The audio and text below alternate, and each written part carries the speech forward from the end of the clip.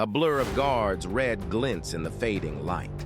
A low growl of power echoes off warehouse walls. And then, a sudden surge. The Porsche breaks from stillness, its V10 snarling like something untamed. Seconds pass, barely enough to think, barely enough to react. Concrete curves, a stretch of business park asphalt, shadows stretching longer as the sun dips behind the palms. Two men inside, one driving, one watching. A right turn, a short acceleration. Then the sound changes, the traction gives. Rear tires step wide, momentum shifts, too fast, too late. Flames rise where speed met stillness. Steel twists in an instant, smoke coils into the dusk. No warning, no second chances. What started as a quiet drive ended in a firestorm. This was Paul Walker's Porsche Carrera GT crash, 2013.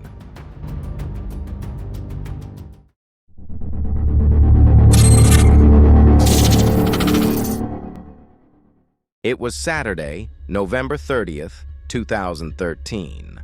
The sun hovered high over Valencia, California. Blue skies, dry pavement, a near-perfect Southern California afternoon. But this wasn't just any street. This was Hercules Street, a short business park loop with gentle curves and no traffic. In the center of this quiet backdrop sat a machine unlike most, a 2005 Porsche Carrera GT finished in Guards Red, a 5.7-liter V10, over 600 horsepower, carbon ceramic brakes, rear-wheel drive, no stability control, brutal, demanding, pure. The ignition clicked. The V10 came to life, deep, raspy, unforgiving. This car didn't hum, it howled. No music, no distractions, just engine and road. Behind the wheel, Roger Rodas, a skilled driver, race-trained, confident with the Porsche platform. Passenger seat, Paul Walker.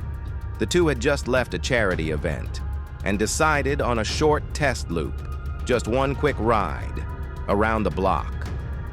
The tires rolled over curb ramps, calm, controlled, no wheel spin, no racing, no noise, just a clean pull onto the outer loop of Hercules Street. Then, a soft press on the throttle. The engine tone lifted, second gear engaged. The Porsche began to stretch its legs. To the left, palm trees. To the right, empty office buildings. The road itself, dry, smooth, and gently curving, about 45 feet wide. No other vehicles in sight, no pedestrians, no traffic. Within seconds, the speed climbed. Estimates placed the car between 80 to 93 miles per hour on this stretch. That's nearly triple the posted limit. Still, no erratic motion, no overcorrection, just power, building quietly beneath control. The Carrera GT tracked clean, suspension flat, rear tires planted. Nothing in these final moments appeared unstable, but appearances can lie. Up ahead, a gradual right curve. No intersection, no oncoming traffic, just pavement and possibility, and one Porsche, closing in fast. By now, mere seconds remained. The exhaust note sharpened. Torque peaked, speed still rising. The final frame before disaster. The car just before the curve. No skid marks, no smoke, no chaos, not yet. Just velocity, precision, and silence before the storm. The moment control slipped was nearly invisible.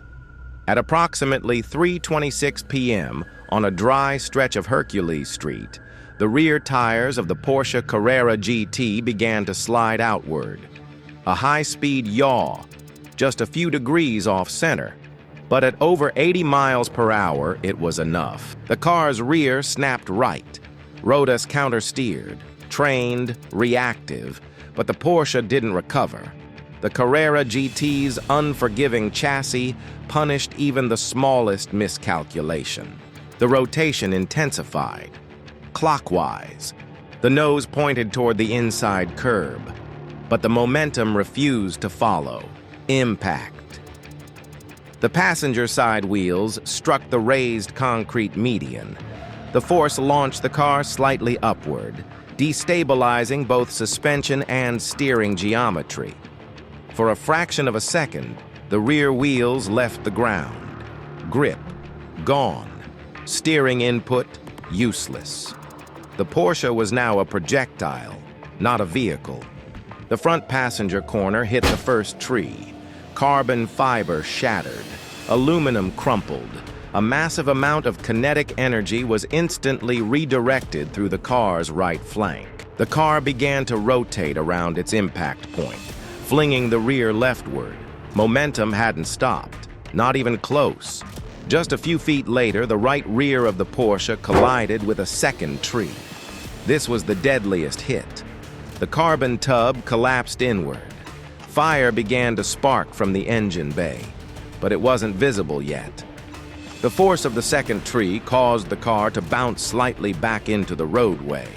The Porsche's midsection was now split, its frame torn open, unrecognizable.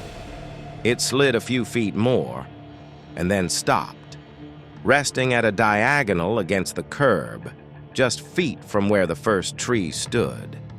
Seconds later, the first signs of fire emerged. A low orange glow beneath the engine bay. Then, smoke. The heat intensified. Fuel lines ruptured. The blaze consumed the rear of the vehicle first, quickly overwhelming everything aft of the seats. Smoke billowed into the sky.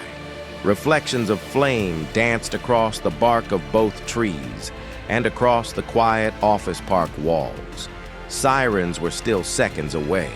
The car, once elegant, now unrecognizable, sat enveloped in smoke and flame.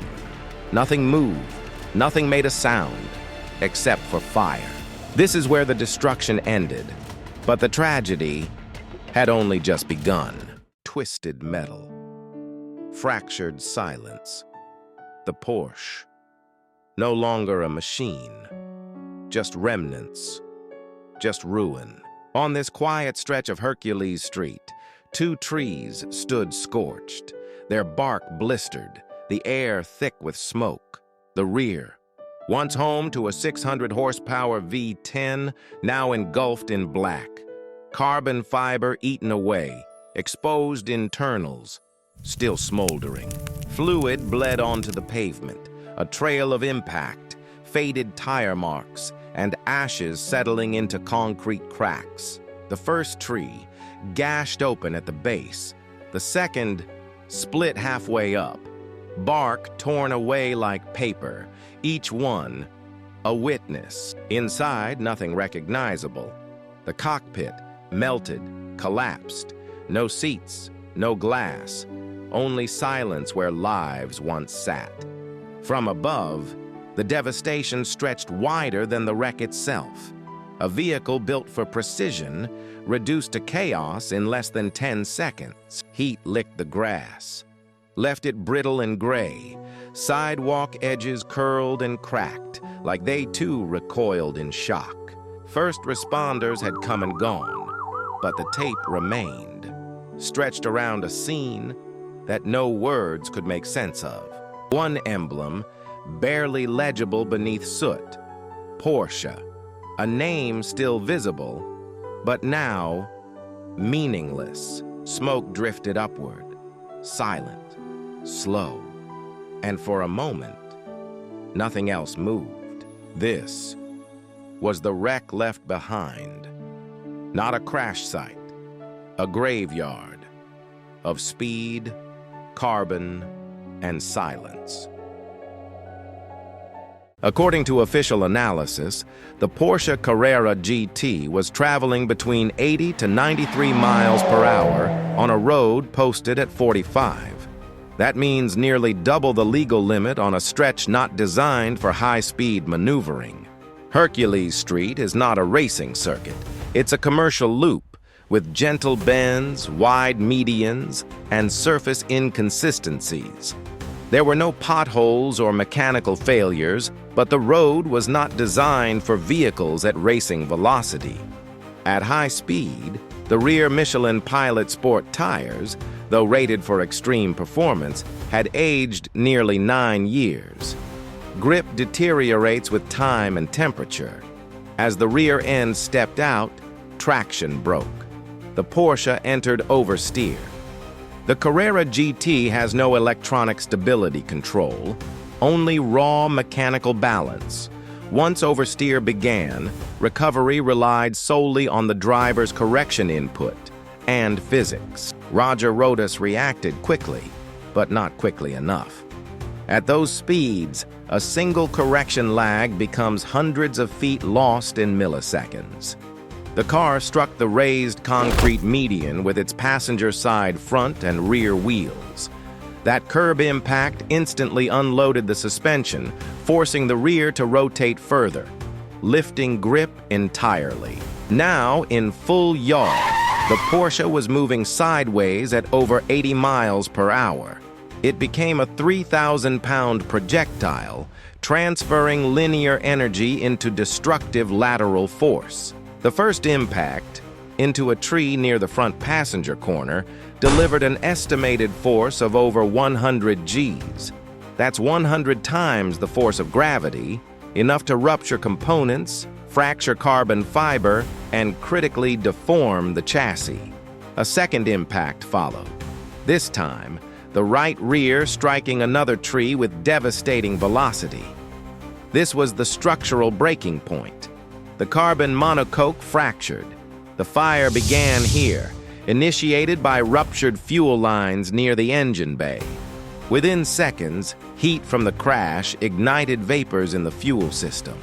A low flash point combined with an exposed engine compartment meant the blaze grew rapidly, even before responders arrived. The Carrera GT, though a marvel of analog engineering, lacked modern safety systems. No traction control, no active stability management, no crash crumple zones in the traditional sense. When it broke loose, it stayed loose. The Porsche was designed for racetracks, not surface streets. Its chassis was tuned for perfect inputs, not mid-corner bumps and temperature-damaged tires. It was a car that demanded perfection and punished imperfection. There were no other vehicles, no obstructions, no mechanical failure, no weather interference, just speed, driver response, and the physical limits of a powerful machine. From the moment of instability to final impact, less than 10 seconds passed. In that time, a world-class supercar lost control, struck two fixed objects, and ignited. It wasn't just speed. It wasn't just the car. It was everything. Age, tire condition, road surface, momentum, and time. All of it colliding at once. It began with a joyride, a short loop, in a car made for precision, and a road that wasn't. The Carrera GT was beautiful, but brutal. No traction control, no safety nets. It gave you power, but demanded perfection. This wasn't a failure of machinery. It was the clash between raw engineering and real-world unpredictability. At high speed, margin for error disappears. Even a gentle curve becomes a trap. Tire age, road grip, weight transfer, driver input, each decision, each variable magnified at velocity. Since then, modern supercars have changed. Electronic stability systems are no longer optional, because machines should not just perform, they should protect. No image captures the weight of what was lost, not just a vehicle, but time. Future days. Never lived. The crash is over. The fire burned out. But the lessons remain. For every driver, for every engineer, for every decision made behind the wheel. Speed is thrilling. Control is power. But awareness is survival. If this story moved you, even a little, then maybe it's worth sharing. We built this series to honor lives lost and the lessons left behind. If you believe stories like these deserve to be told, then help us keep telling them. Like, share, and subscribe to Crash Mysteries.